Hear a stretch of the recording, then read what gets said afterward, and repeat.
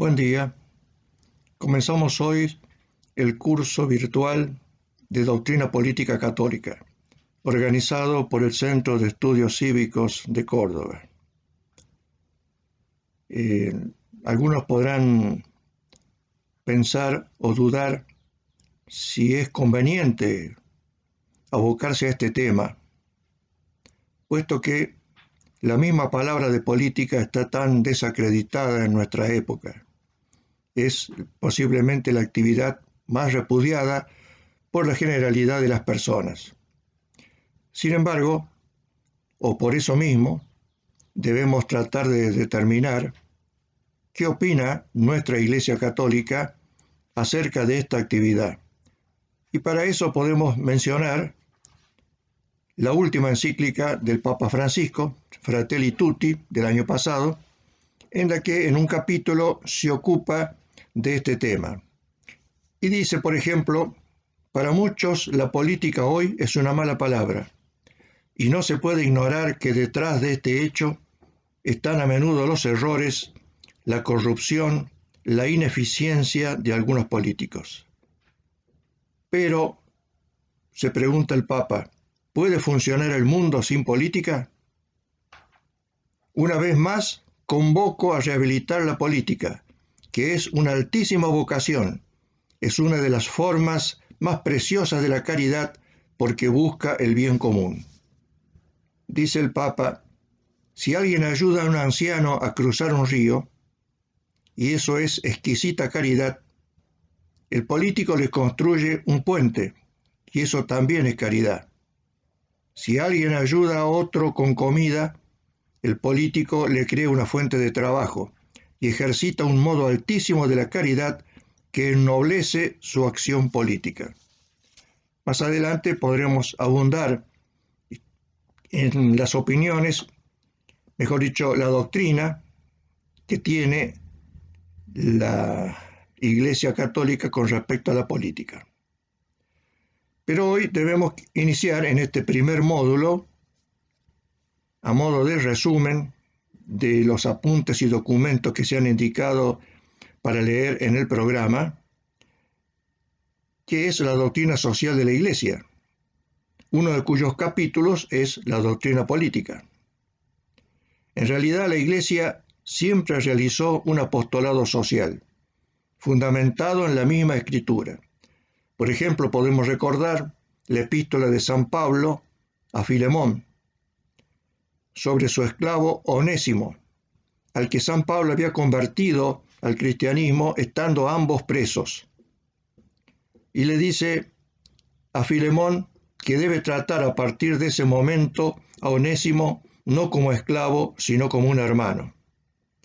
Porque la religión conlleva un cambio de vida que se debe reflejar en los hábitos y costumbres. También las primeras comunidades cristianas se ocupaban de los pobres, a quienes se denominaba matriculari. En el año 251, la Iglesia romana tenía 1500 matriculari y los recursos aportados por los fieles alcanzaban para todos. Paralelamente a la acción social de la Iglesia, se fue formando el pensamiento social con los padres de la Iglesia. Con la caída de Roma en el siglo V, al desaparecer el Imperio Romano, los monasterios quedan como los únicos lugares aptos para mantener la cultura y la enseñanza.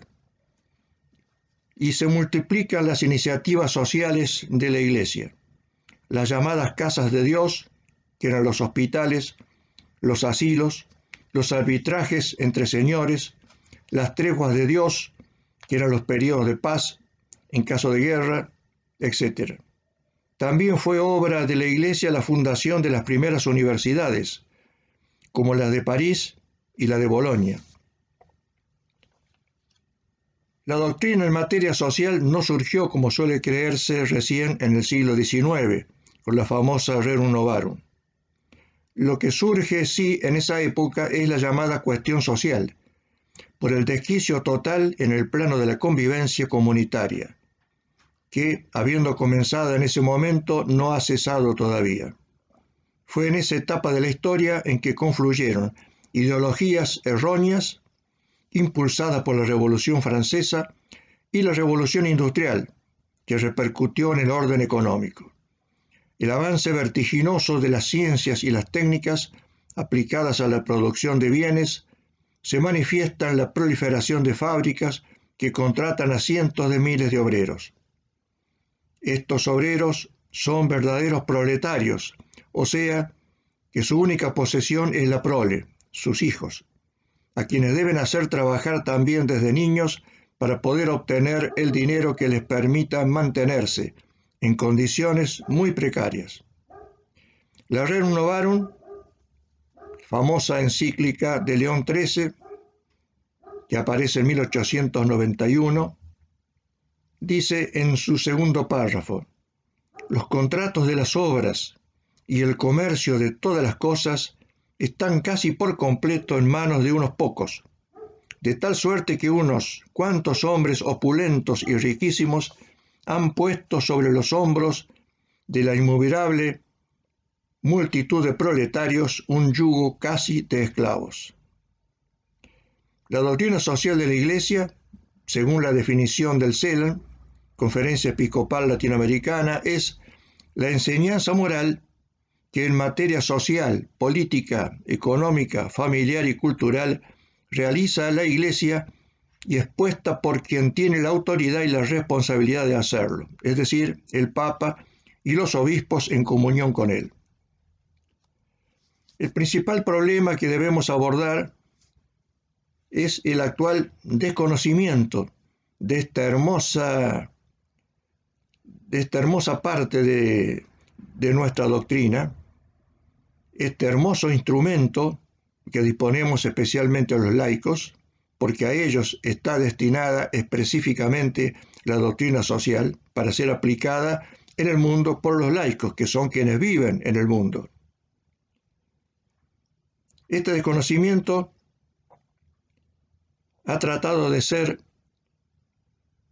mejorado o cumplido, llenado, con el llamado Compendio de la Doctrina Social de la Iglesia, elaborado por el Consejo Justicia y Paz en el año 2004.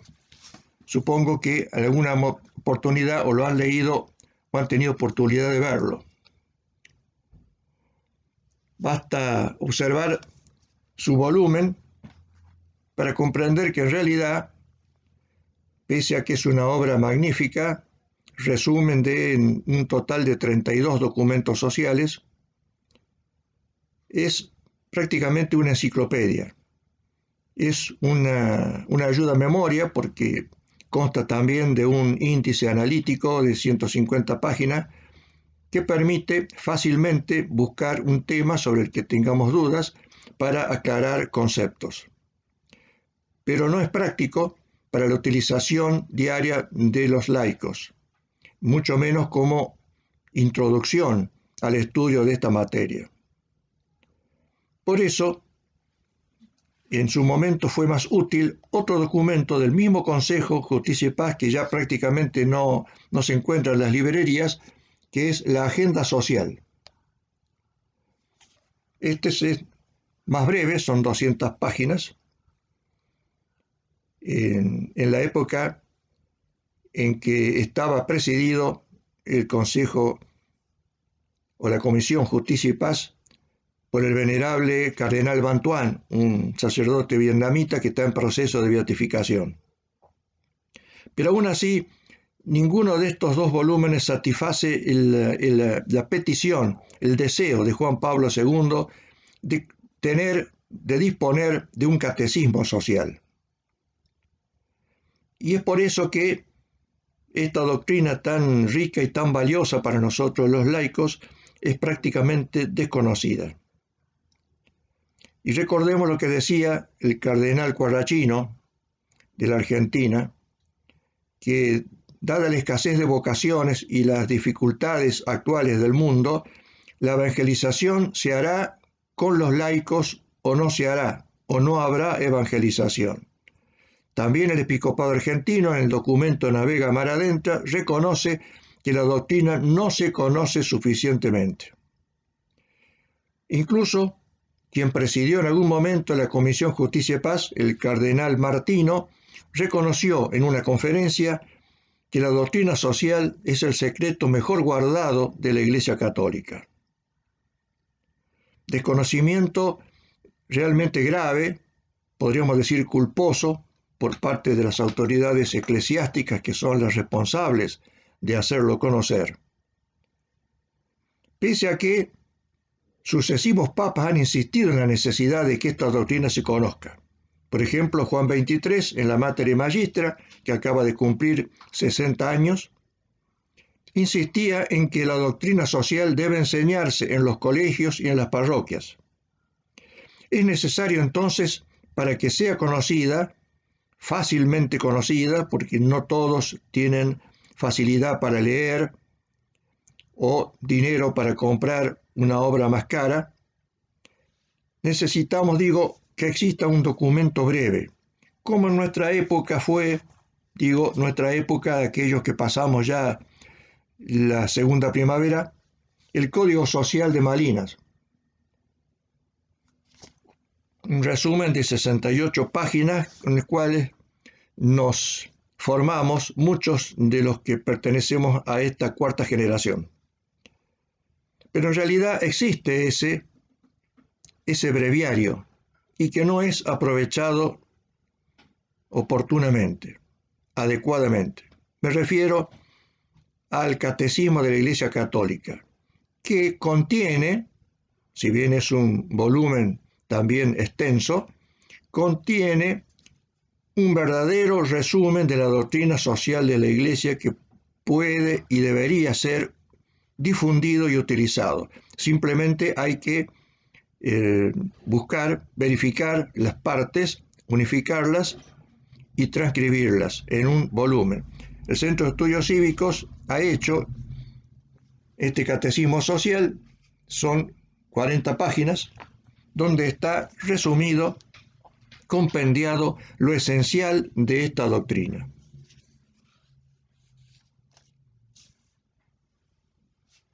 La Iglesia siempre se ha preocupado de todos los problemas humanos. Nada de lo humano le es extraño. Y la doctrina social no es algo marginal que se añade a su misión, sino que está en el corazón mismo de su ministerio. Es cierto que la misión que Cristo le confió es de orden religioso, pero de esa misma misión derivan luces y energías para consolidar la comunidad según la ley divina. La doctrina social de la Iglesia no pertenece al ámbito de la ideología, sino al de la teología. Más precisamente, es una rama de la teología moral. No es una tercera vía entre el liberalismo y el marxismo. Tiene una respuesta, una categoría propia, y su objetivo es orientar la conducta humana en sociedad. Conjuga fides et ratio, es decir, la fe y la razón, que son las dos vías conoscitivas de la doctrina social de la Iglesia. Las dos fuentes que la nutren son la revelación y la naturaleza humana. Recuerda bien el compendio, el pasaje evangélico en que Jesús le recomienda al joven rico, en Mateo 19, que cumpla los mandamientos. Es que los 10 mandamientos constituyen las reglas primordiales de toda la vida social. Pero además utiliza los diagnósticos aportados por las ciencias humanas, que le permiten tener actualizado un panorama preciso de la realidad. Participa de la elaboración de esta doctrina toda la comunidad eclesial, sacerdotes, religiosos y laicos, y es expuesta, como dijimos, por quienes tienen la autoridad para hacerlo, la autoridad para enseñar conferida por Cristo, que son el Papa y los obispos en comunión con él. Pío XII aclaró ya en 1945, frente a la opinión de muchos que sigan creyendo que la doctrina social es una simple colección de recomendaciones papales para ser utilizada de acuerdo a las circunstancias y de acuerdo al discernimiento de cada fiel. Por el contrario, Pío XII explicó que es obligatoria para todo católico y que está fijada definitivamente de manera unívoca en sus principios fundamentales, pero también es suficientemente amplia para adaptarse y aplicarse a las situaciones cambiantes de la realidad. Ninguna encíclica aislada puede pretender ser indiscutida. Por eso no constituye ninguna falta de disciplina, mucho menos una herejía, cuestionar o criticar algunos pasajes de determinados documentos eclesiales, especialmente los últimos que ha promulgado el Vaticano. Pero cuando hay continuidad en varios documentos y en sucesivos papas, no puede dudarse de la autenticidad de la doctrina. Conviene tener en cuenta algunas reglas para la correcta interpretación de los documentos. Utilizar el texto oficial que se publica en el Observatorio Romano. Un ejemplo típico de deformación o fraude intelectual ocurrió con la encíclica Mater Magistra de Juan XXIII, porque fue distorsionado el concepto de socialización, que en su traducción latina explicaba perfectamente que es el incremento de las relaciones sociales, pero en algunas ediciones fue traducido como socialismo, que es una ideología incompatible con la doctrina de la Iglesia. También hay que comparar textos sobre el mismo tema, por ejemplo, la propiedad, en distintos documentos para verificar la continuidad de la doctrina. Por ejemplo, en estos días está circulando una crítica a una manifestación del Papa Francisco con respecto a que la propiedad es un derecho secundario. Y efectivamente, así lo establece unívocamente la doctrina. La propiedad privada de los bienes es un derecho natural secundario derivado de un derecho natural primario que es el destino universal de los bienes. No hay ningún error, ninguna modificación de la doctrina. También conviene, o es necesario, distinguir lo doctrinal de lo prudencial, que solo puede aplicarse a una situación o país determinado. Un ejemplo de las normas o las reglas que acabamos de sugerir para la interpretación de los documentos, podemos aplicarla al mismo compendio, tal vez uno de los pocos errores que hemos encontrado en este extenso documento. El mismo compendio nos dice, en el párrafo 80, el peso doctrinal de las diversas enseñanzas y el ascenso que requieren depende de su naturaleza, de su grado de independencia respecto a elementos contingentes y variables y de la frecuencia con la cual son invocadas. Esta regla interpretativa que contiene el compendio nos lleva a considerar necesario distinguir en cada artículo del compendio frases que están avaladas por un documento pontificio citado a pie de página. Por ejemplo, otra aplicación práctica de esta norma se da en la encíclica que destinó el Papa al tema de la ecología. Si ustedes la han leído o se toman el trabajo de analizarla, van a ver que a partir del segundo capítulo es inobjetable y está basada especialmente en los aportes sucesivos que fue haciendo el primer papa que se ocupó en extenso de este tema, que fue Juan Pablo II. Pero el capítulo 1 de esta encíclica tiene esta particularidad, que a pie de página no aparecen documentos que avalen lo que se está afirmando, y es porque el capítulo 1 resume las conclusiones del panel intergubernamental sobre el cambio climático, un organismo de Naciones Unidas, integrada, por cierto, por distintas personalidades que en muchos casos son ateas y anticristianas.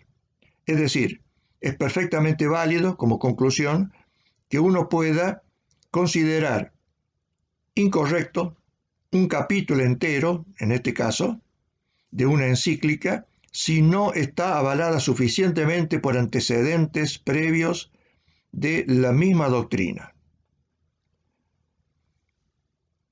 Decíamos que puede haber frases en el compendio que comentan o amplían una referencia doctrinaria o son colocadas como epígrafe, es decir, como el copete que se indica al principio de cada párrafo. Estimamos que las frases del segundo tipo pueden suscitar dudas y hasta objeciones lícitas, si tienen una sintaxis confusa o contienen un concepto contradictorio con la doctrina tradicional.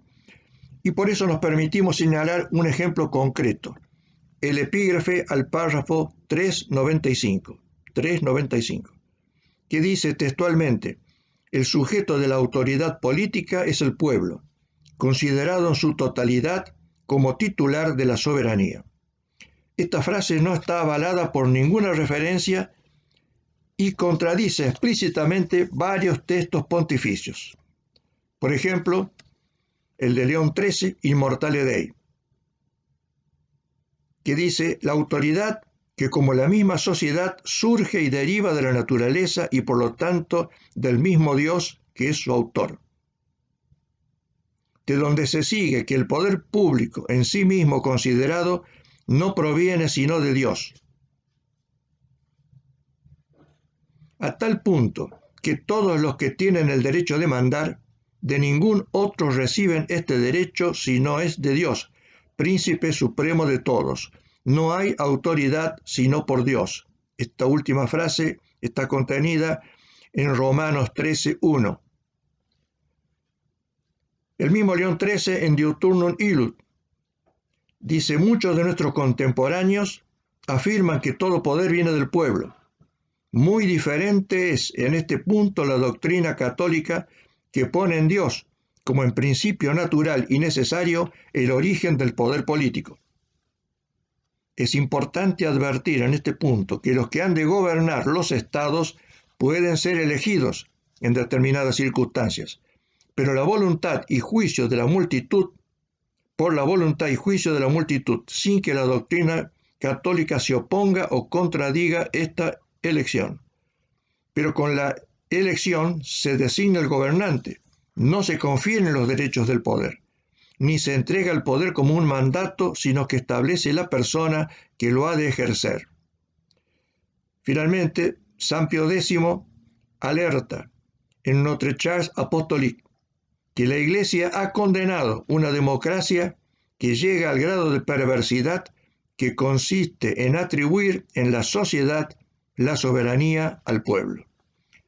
Es fácil entonces, habiendo repasado estos antecedentes, deducir que esa frase contenida en el compendio es totalmente equivocada, errónea. La doctrina social realiza una doble tarea de anuncio y de denuncia. Anuncio de lo que la Iglesia posee como propio, que es una visión global del hombre y de la humanidad. Y denuncia de los pecados de injusticia y de violencia que se cometen en la sociedad. Abarca la doctrina social una síntesis teórica sobre todos los temas de la vida social.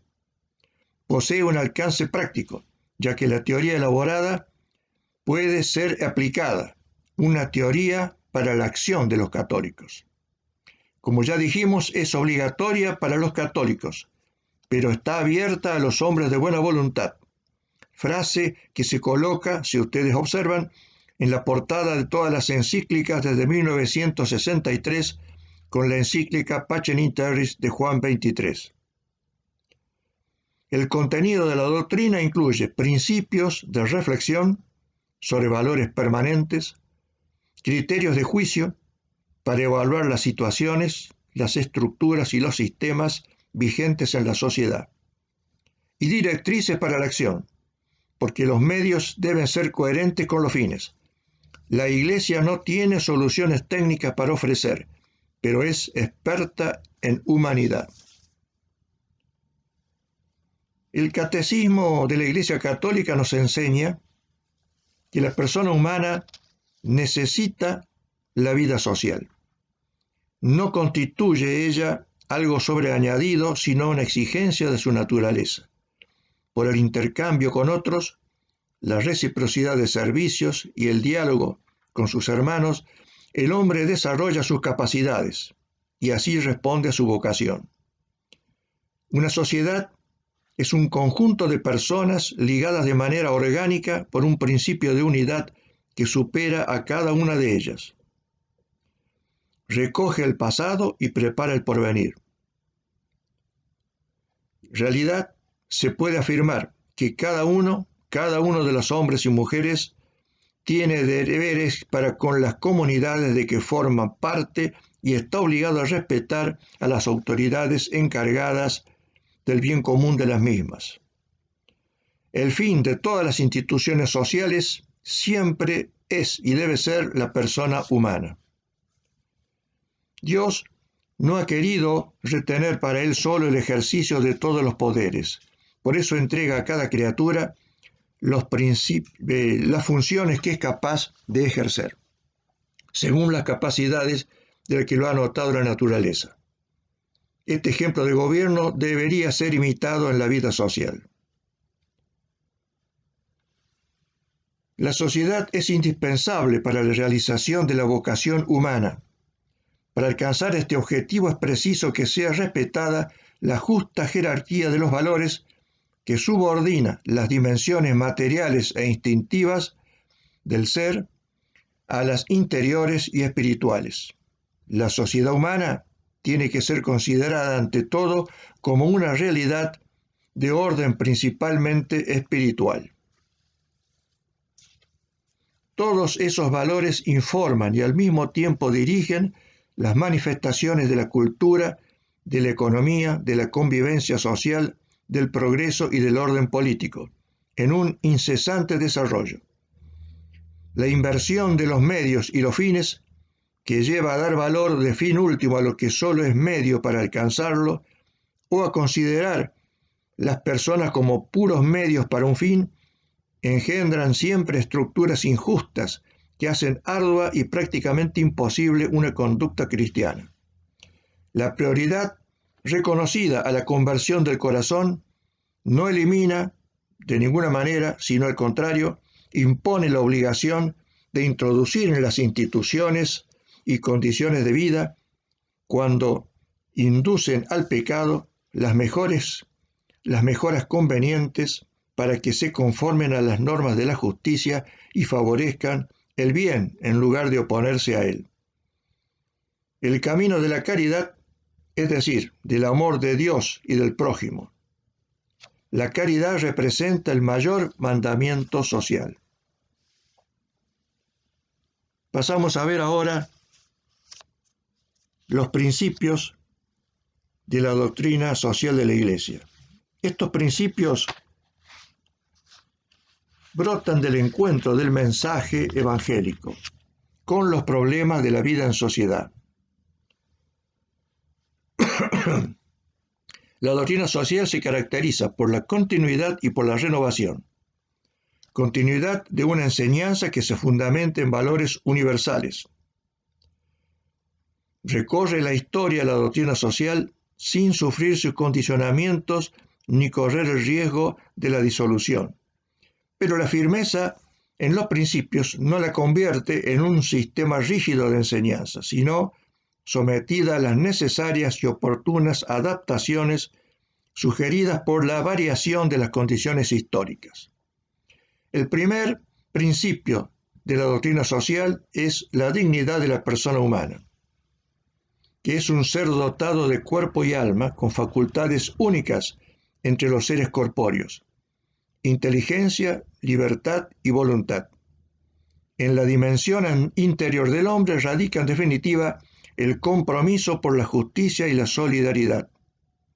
El hombre es un ser social por naturaleza, que necesita la relación con otros, lo que da origen a un pluralismo social.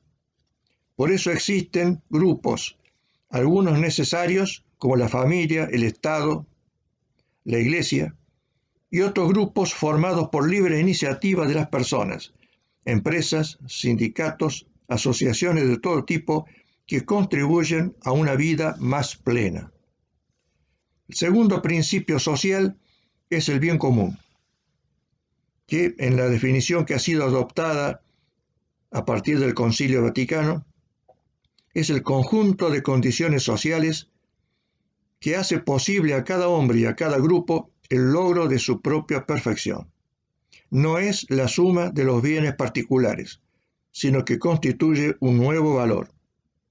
El bien común es también la misión del Estado y es la base de su legitimidad política. Por eso, según Santo Tomás, el bien común debe cumplir tres condiciones: que asegure la paz en la comunidad. La paz, como definió San Agustín, es la tranquilidad en el orden, sin injusticia ni desigualdades irritantes. Tiene que permitir una convivencia virtuosa, pues la ciudad existe para vivir bien, como enseñaba Aristóteles. Y finalmente, que todos los miembros de la comunidad tengan bienes materiales y espirituales en el más alto grado que permita la realidad. El tercer principio social es el destino universal de los bienes. Dios dio a la tierra al género humano sin excluir a nadie ni privilegiar a ninguno, pues todo hombre necesita bienes materiales. De la apropiación por medio del trabajo nace la propiedad privada, que es un derecho natural secundario, como ya mencionamos hace un rato, porque está subordinado al derecho natural primario, que es el destino universal de los bienes. De manera que nunca puede admitirse la propiedad como un derecho absoluto. Por el contrario, como afirmó Juan Pablo II, sobre toda propiedad privada grava una hipoteca social. La doctrina exige un recto uso de los bienes, lo que fundamenta el sentido auténtico de la bienaventuranza de los pobres, que es el desapego de los bienes y la obligación moral de ayudar a los necesitados. Cuarto principio, subsidiariedad.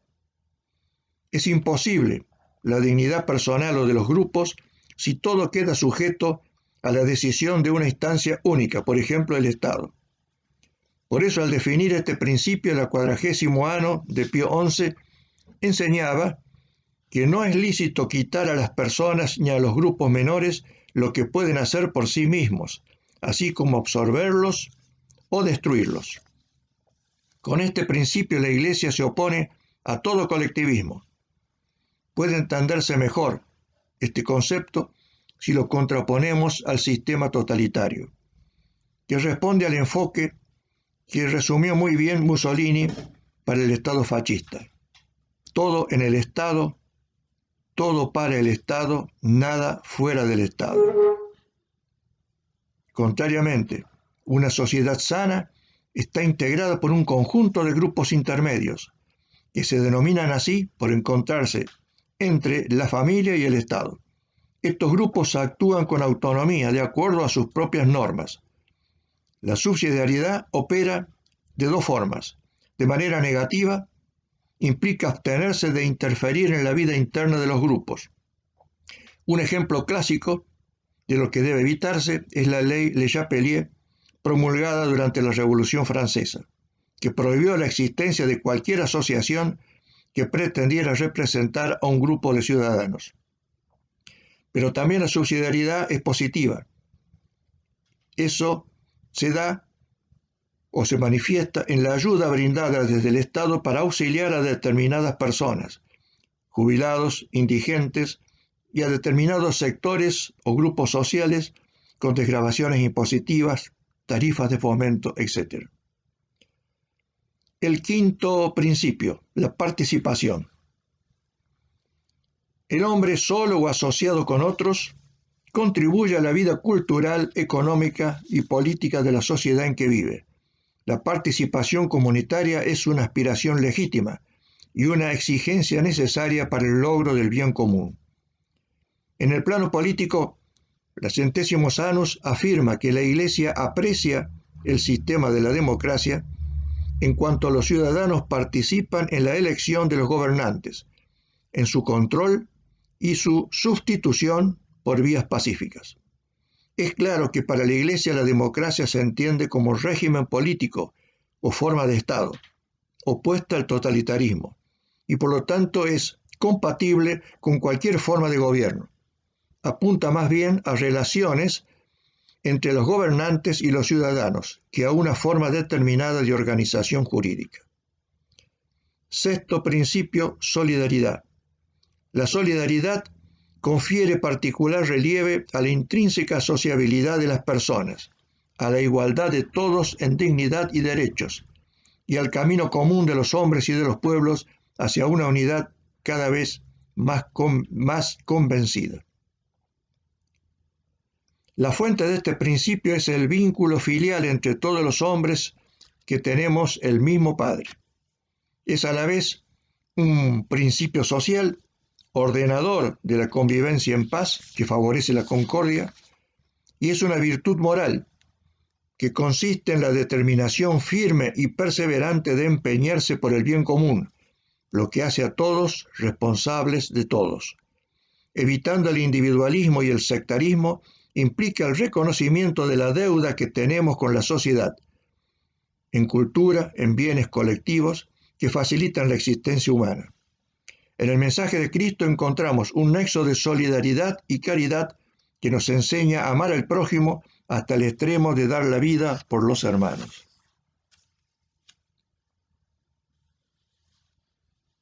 Ya dijimos que es grave el desconocimiento generalizado de la doctrina social de la Iglesia, incluso en aquellos que han estudiado en una universidad o colegio católico.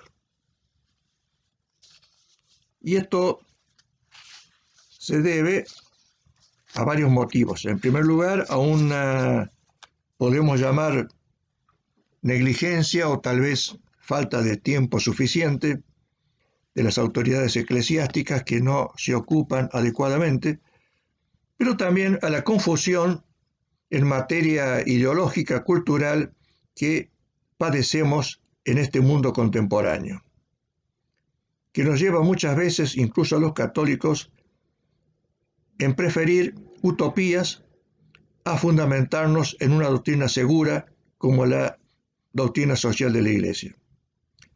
Recordemos que la palabra utopía fue inventada por Santo Tomás Moro, patrono de los gobernantes y políticos, que lo utilizó para titular así una novela en la que sutilmente criticaba la sociedad de su época.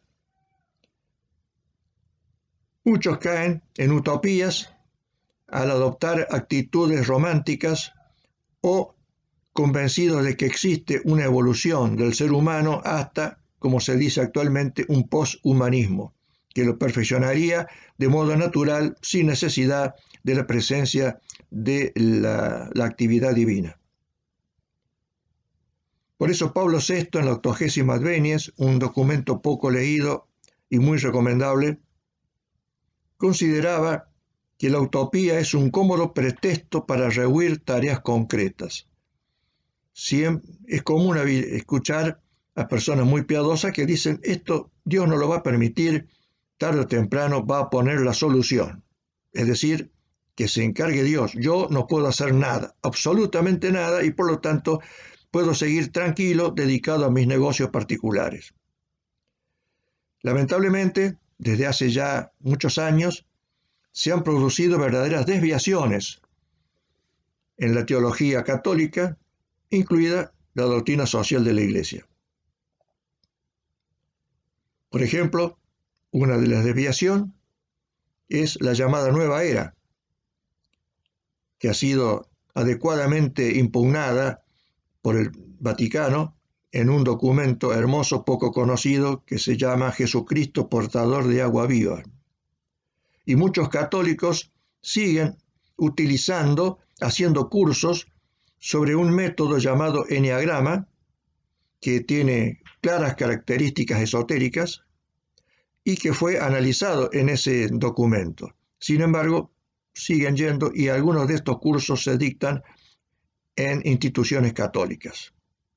Por otra parte, y eso es más próximo aún a nuestro tema, que es la doctrina social, surgió hace ya más de 50 años, la llamada Teología de la Liberación, que mereció 2 documentos de la Congregación para la Doctrina de la Fe, condenando expresamente esto como desviación teológica.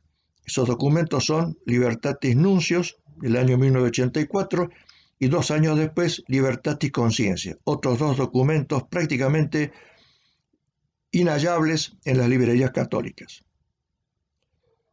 En la teología de la liberación existe una tentación de acentuar la liberación de esclavitudes temporales, con los riesgos de recurrir frecuentemente a conceptos marxistas como la lucha de clase. Al aceptar una metodología de análisis, aceptan a veces sin comprender adecuadamente la ideología completa. Las desviaciones que implica la teología de la liberación de ninguna manera pueden servir de pretexto para negar muchas denuncias que se hacen con respecto a las injusticias de la vida contemporánea. No sirven como pretexto para atrincherarse en una neutralidad o indiferencia frente a tanta miseria e injusticia que existen en nuestra realidad nacional y mundial. En la teología de la liberación prevalece la praxis sobre la doctrina. Y así lo reconoce uno de sus creadores, el padre Gustavo Gutiérrez, que dice: lo que se busca es equilibrar e incluso rechazar el primado y casi exclusividad de lo doctrinal en la vida cristiana. Cuando la Iglesia rechaza la lucha de clases, se está comportando objetivamente como una pieza del sistema imperante. Eso lo dice en el libro Sígueme, en la página 33. La doctrina social de la Iglesia es rechazada por la teología de la liberación y muchos teólogos modernos porque consideran que cae en la ilusión de un compromiso de la clase media, que no tiene destino histórico de acuerdo a la teoría marxista.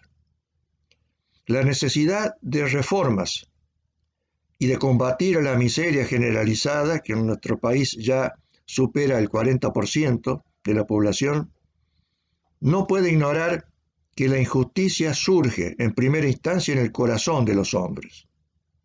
Y por eso, si queremos ser fieles a la tradición cristiana, lo más práctico y urgente para evitar los errores es estudiar, difundir y aplicar esta doctrina social de la Iglesia, que nos orienta éticamente y nos aporta la experiencia de 2000 años de nuestra Iglesia. Con esto terminamos este primer módulo. Agradecemos la paciencia y los invitamos para el próximo sábado, que el doctor Torres va a iniciar el tratamiento específico de la doctrina política. Agradezco nuevamente y espero que nos acompañe.